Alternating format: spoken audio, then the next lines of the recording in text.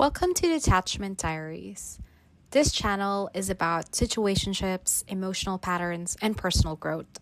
I share stories from my past, not to shame anyone, but to understand myself and learn.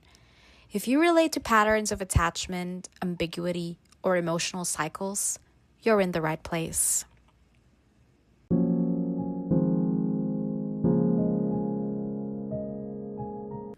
Before I start this episode, I want to say something first.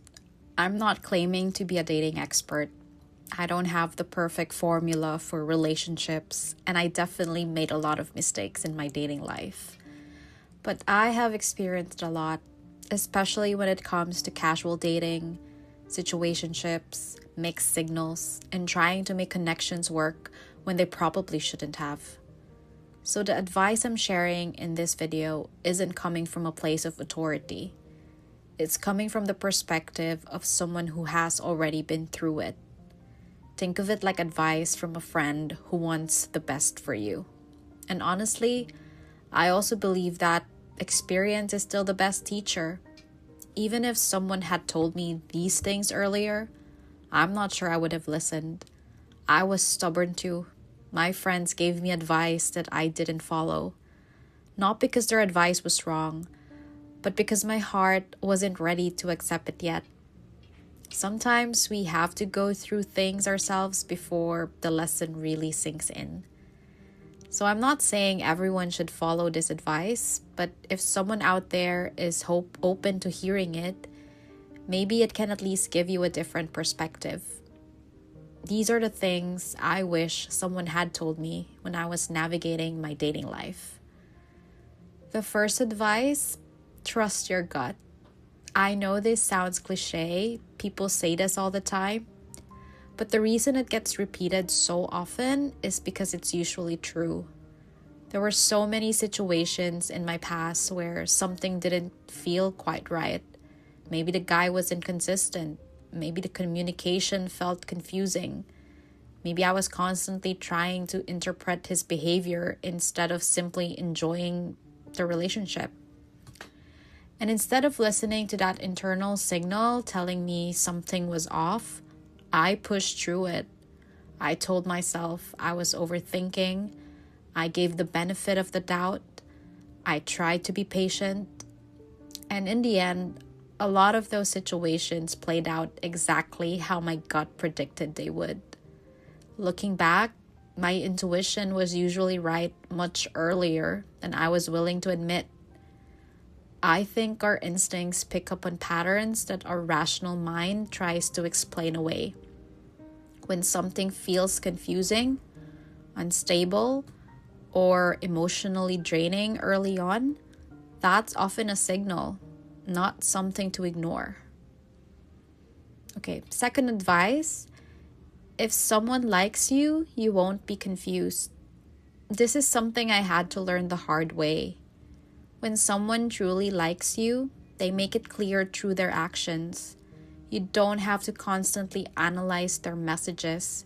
You don't have to wonder where you stand.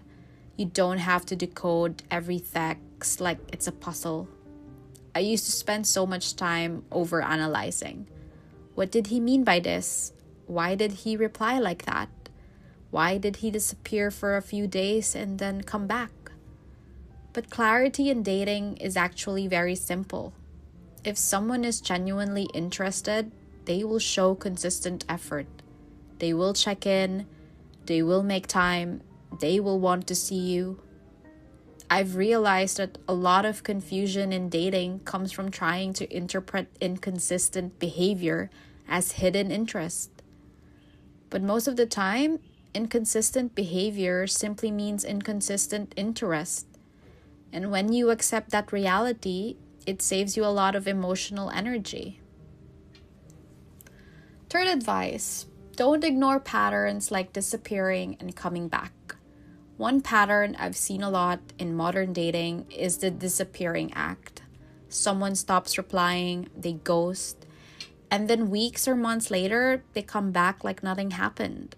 Sometimes they send a casual message. Sometimes they act as if the silence never existed. And in the past, I used to respond. I thought maybe they were busy. Maybe something happened. Maybe this time things would be different.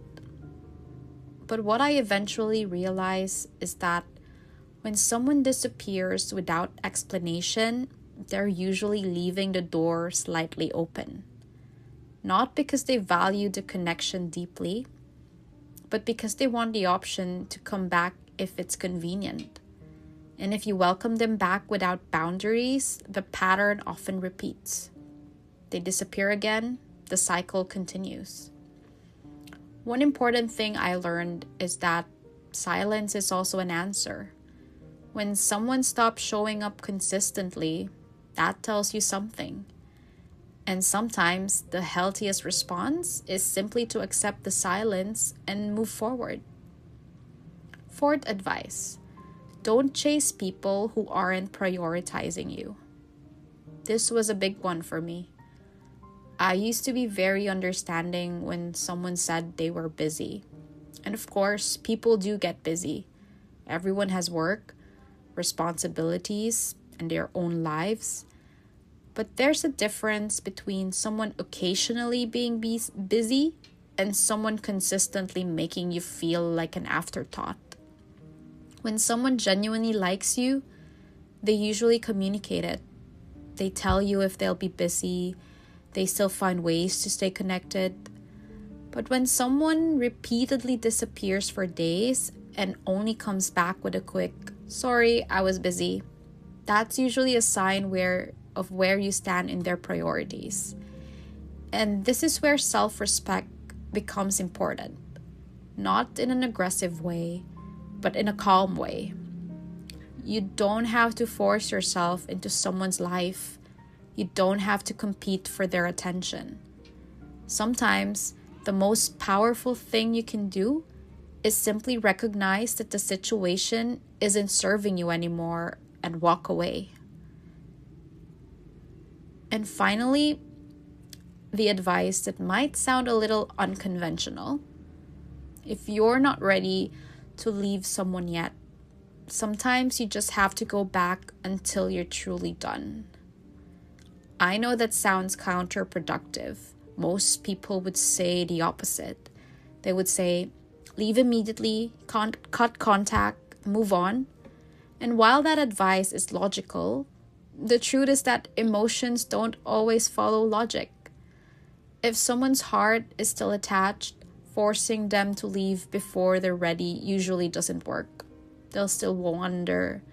They still think about the what ifs. They might go back anyway.